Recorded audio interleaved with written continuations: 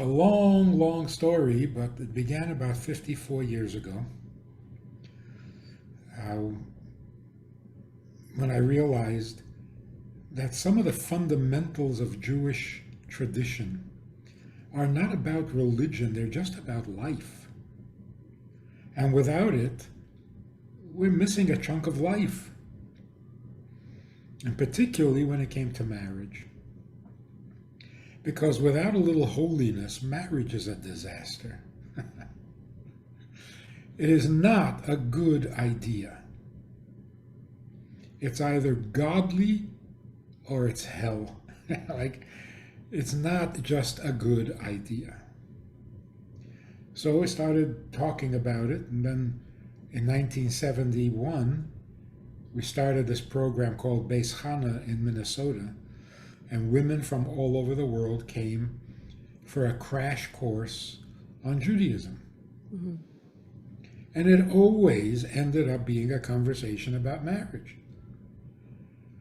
about relationships, getting into a marriage, getting out of a marriage, but that remained a constant.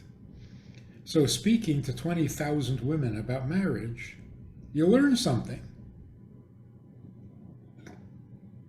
You also learn what the tragedies are.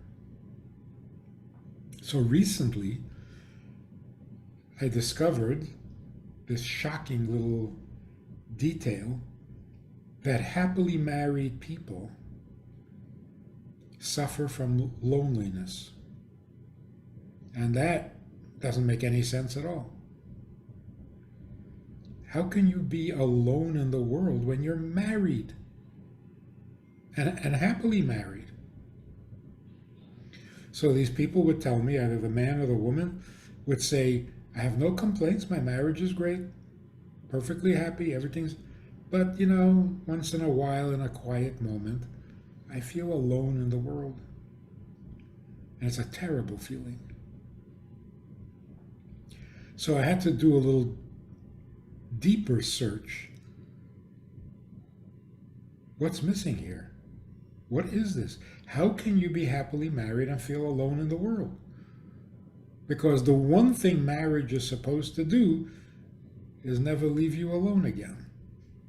It didn't sound too good. But it never leaves you feeling alone again. Mm-hmm. So if you're happily married and feeling alone, there is some ingredient that is essential to marriage that just isn't there. And that is the intimacy.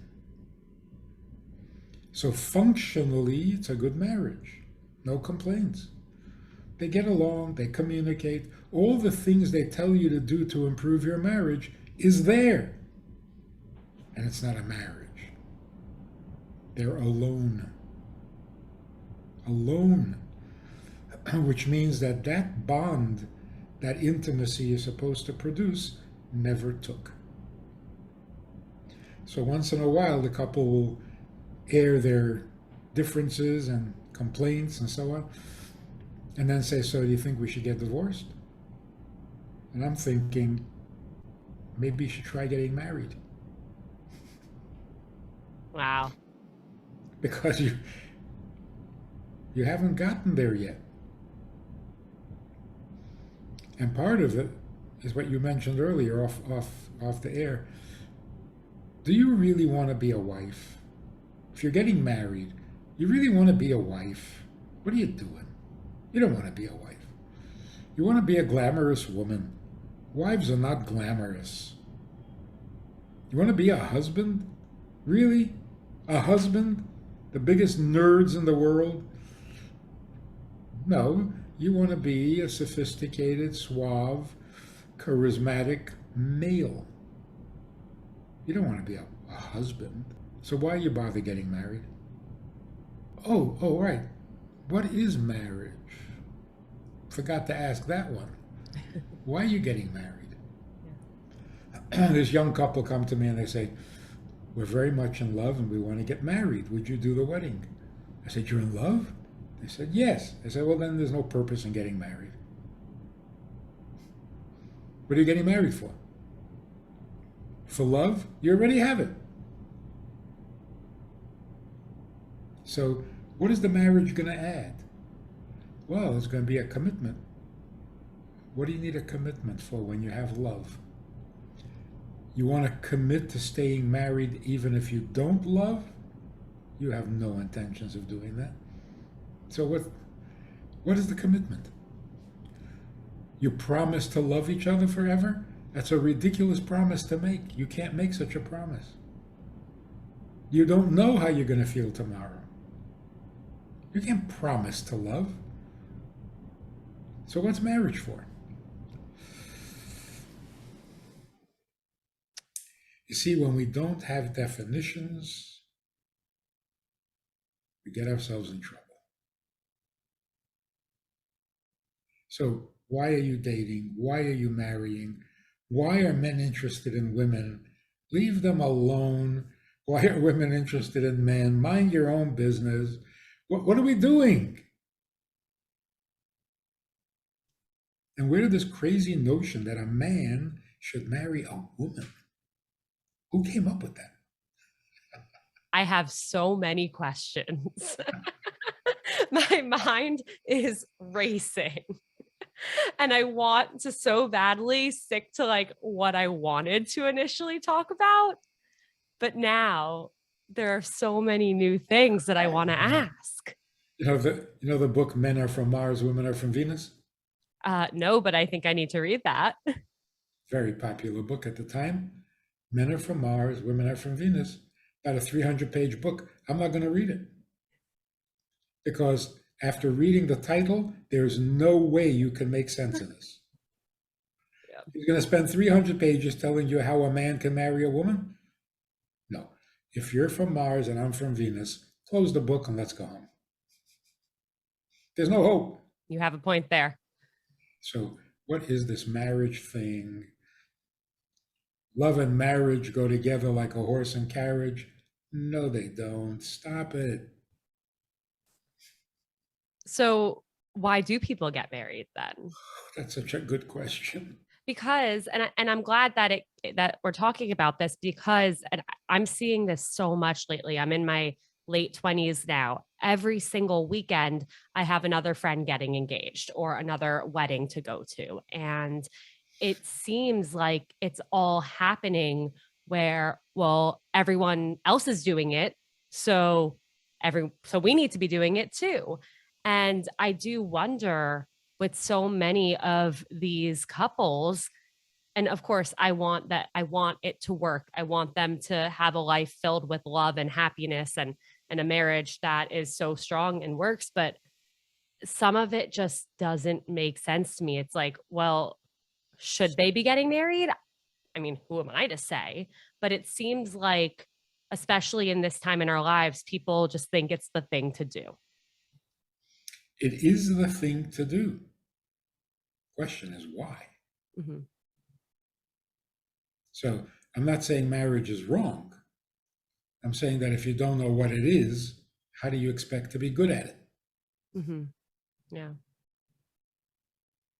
So why get married?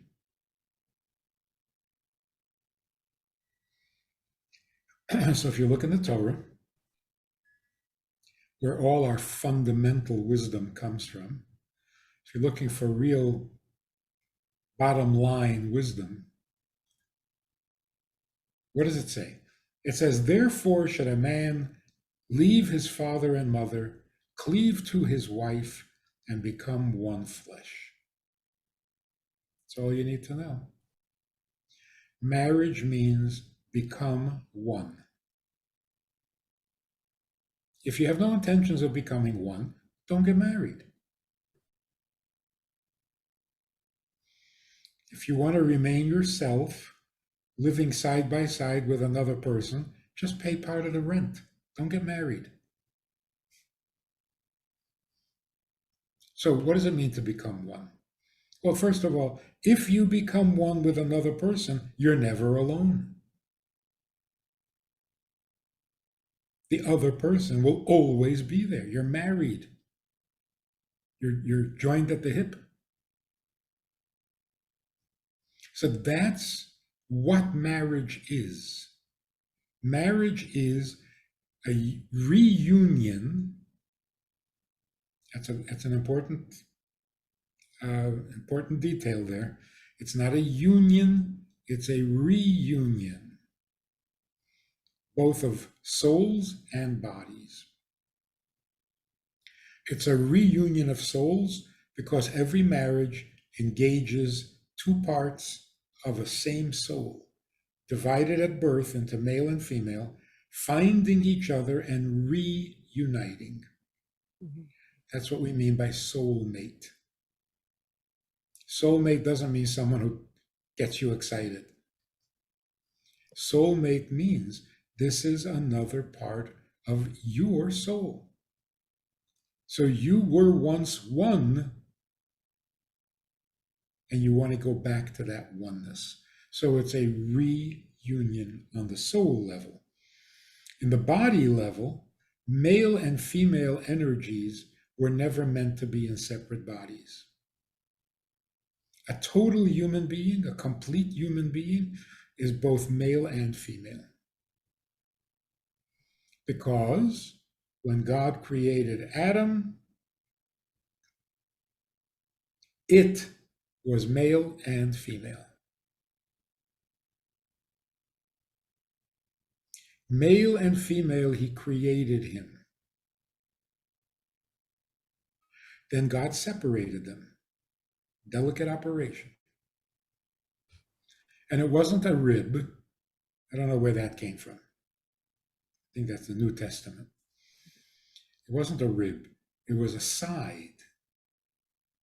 Meaning, male and female in the body of the first human being were like two sides of a coin. One side was male, one side was female. They shared a spine. So the operation was to separate them, give each their own spine, and then heal it up.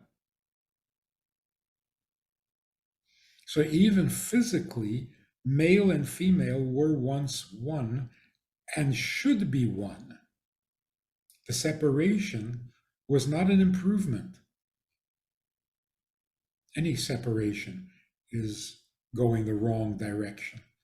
The whole purpose of the universe is to be universe, to find more union, more connection, more oneness. Any separation is going in the unholy direction. So it was not an improvement. It's not like, we were once one body. Ooh, that's weird. Now that we're separated, we're normal. No. So right after separating the male and the female, God says, now get married and become one. Well, we were one. You separate us and now you want us to become one? What is the point of that? Right. So here's where we get romantic.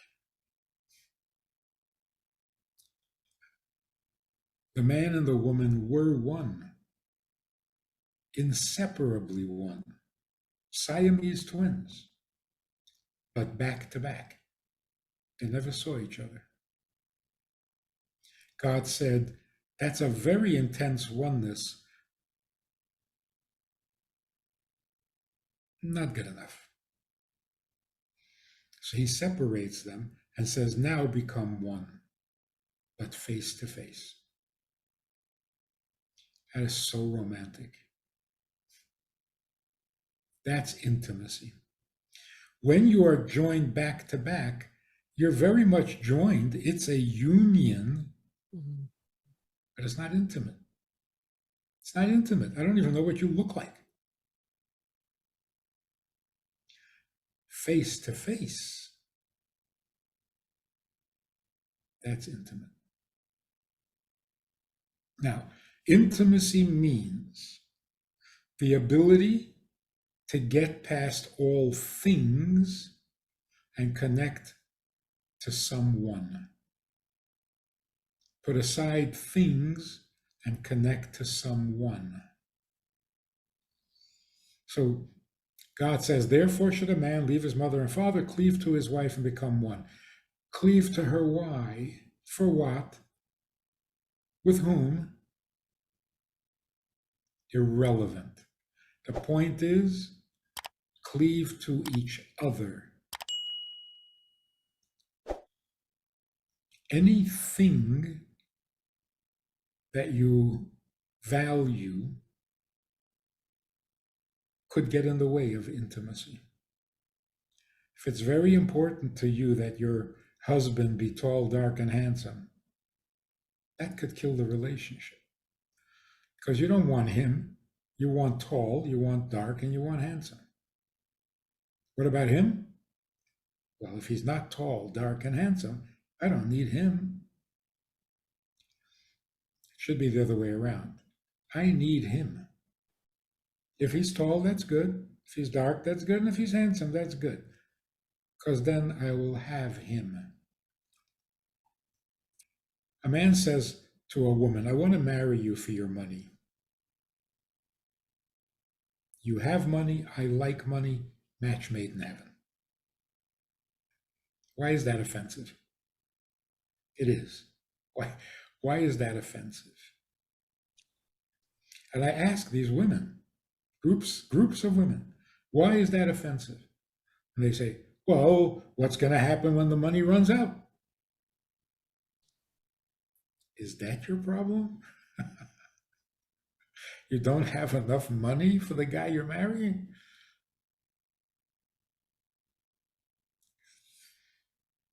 It's offensive because if I say to you, I want to marry you for your money, I'm saying I don't want you. Mm-hmm. I just want the money. But you're not going to give it to me, are you? No. You're going to demand marriage. So fine, I'll marry you. But I don't want you, I want the money. And that's why if the money runs out, there's no relationship. Right. It was always the money, it was never you. You without money is clutter. Get out of my life. Now, why, if I want to marry you for love, why is that any better? I don't want you. I want love. Just give me love. It'll be so nice. But no, you have to have opinions. You have to have personality. You have to have moods. I didn't marry you for that. Just the love. Stick to the love. No love? Get out of the house. I married the love. I didn't marry you. So why do we get married? Because we think we can't have the love without marriage? Well, it used to be you couldn't have the sex without marriage. So did you marry me or did you marry sex? It was a serious problem. Yeah. So what does it mean to marry someone? Not for money, not for love, not for looks, not for sex, not for family, family of origin, for yichus. I'm going to marry into a rich family, a famous family. None of that. I just need someone, not some part of someone. Because parts are things. Intimacy is a non-thing. So if you ask your grandmother, what happens in the bedroom? Your grandmother says, nothing. You say, come on, tell me, I'm 48. I'm old enough. Tell me what goes on in the bedroom. Nothing. That's the right answer. A bedroom? What goes on? There's no what. There's just who. It's just them. So what's going to happen? Nothing's going to happen. They're going to be one, with nothing coming between them. In other words, intimacy means I don't need something to join me to you. I don't need money. I don't need looks. I don't need love. I don't need anything to justify cleaving to you. Because in order to not be alone, I have to have someone, not something. So if I have your money and I have your love and I have your family and I'm still alone with a bunch of things. Mhm. So what does it mean to marry the person and not something about the person? Take away all the things, what's left to a person? If you ask that question, then you know what the real problem is. We can't get past things. We've become so materialistic. Take away things, there's nothing left. That's very sad. That is real materialism. It's like material or nothing. Everybody knows when your husband is out of town, you miss him. You miss him. Well, what about him do you miss? What do you mean? He is not here. I miss him. Yeah, well, what do you miss about him? Question doesn't even make sense. I just told you I miss him. Oh, so you do know. You do know that there is a him besides all the things, but only when he's not there. As soon as he walks in the doors, take out the garbage. Intimacy means I don't need anything. But without you, I'm not me. So what do I need from you? Not from you. I need you. To do what? To be in my life and do nothing. That way I won't be disappointed. My husband does nothing. Good. Yeah. Now you have no distractions. With all that said, how do you know what to look for or how to assess chemistry or if somebody is the one, if they are the person that you should be with? How do you set aside those things, especially when it's early on and you don't necessarily know someone that well?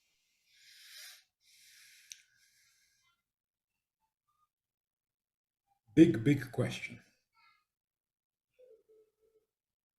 Well, first of all, why are you talking to someone if you have no idea who he is?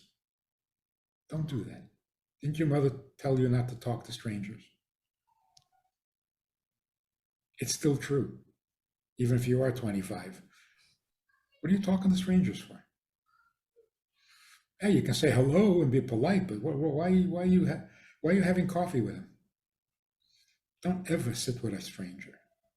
Before you sit with somebody, you want to know family, background, friends, reputation. You don't just pick somebody up in a bar. That's reckless and not very romantic at all. So before you sit with somebody, you already know. Decent people, healthy people, good family, good values, gainfully employed, not sleeping on a park bench. But aren't those all things? Yes. After that, you want to meet and talk. About what? You already know all those things. Especially if you follow the traditional path and your parents do all the research and find out everything there is to know about this person. And then you date him? Why don't you just marry him? In other words, what is the purpose of dating? If you already know all the pertinent, vital statistics, why do you need to sit and talk?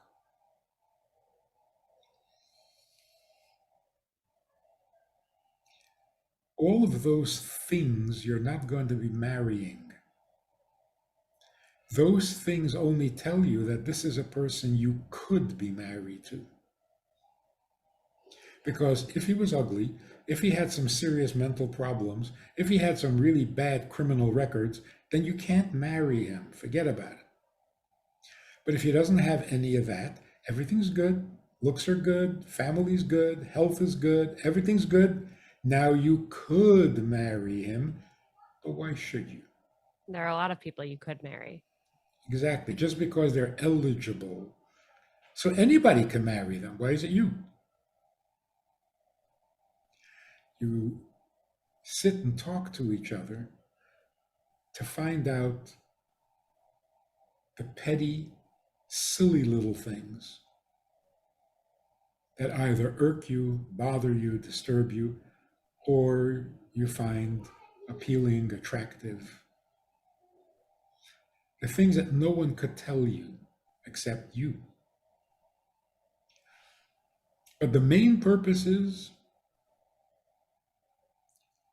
to check out the chemistry.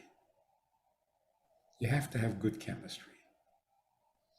But good chemistry doesn't mean sexually exciting, because that again is like generic.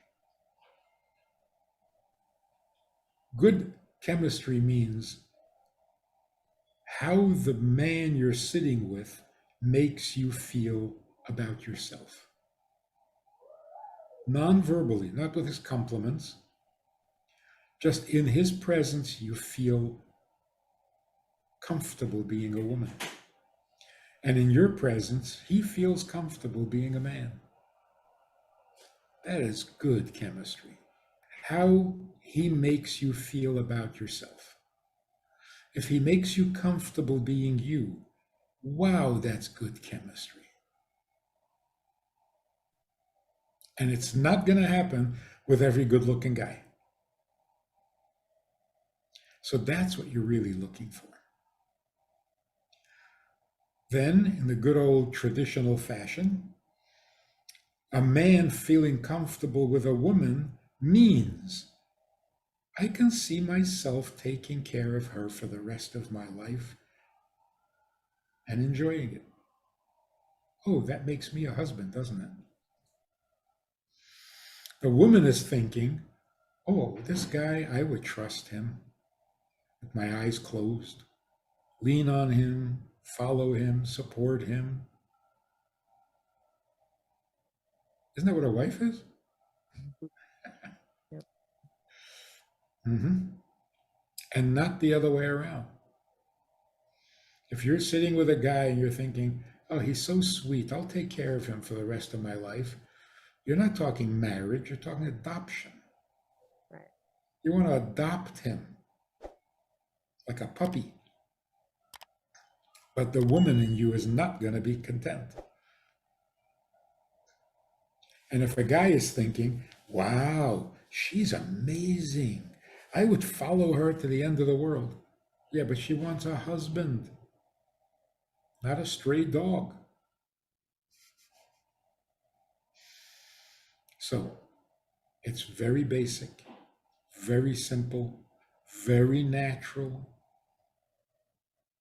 No magic, no religious ceremonies. It's all real. Now, without God telling us to get married, we would never do it. What for? Any benefits you can get without being married. Came as a shock. You know, you can have sex without being married? Never thought of that. You know, you can have children without being married? Came as a shock. Yes, you can have all the benefits, all the things without being married. So why are you getting married? And the final clincher is Why did God create us in the first place? Again, this is so romantic. God says it is not good to be alone. He's talking about himself. He's like saying, you know why I created you? Because it's not good to be alone. I have everything. I am God. I need nothing. I am missing nothing. But there's just me. And for some divine reason, that's not good enough. It's mysterious. What's not enough about being perfect? What more do you want? You're perfect. Yeah, but it's just me. So that's because you're so perfect. See, perfection is kind of sterile. It's a dead end. Mm-hmm. Once you're perfect, you got no place to go. So what is good about being perfect? Nothing. It's awesome. It's impressive. Is it good? What's good about it? Goodness doesn't begin until there is someone else. Someone else. And in order to be someone else, you have to have free choice. Because if you don't have free choice, you're not someone else, you're just his clone. Mm-hmm. So you cannot marry your dog. Because a dog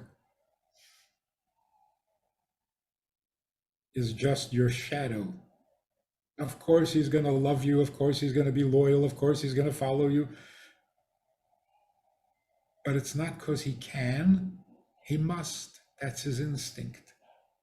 So to marry someone means you have to marry someone who can love you, but can also hate you. So you can't marry a tree because the tree can't love you. And you can't marry a dog because the dog can't hate you.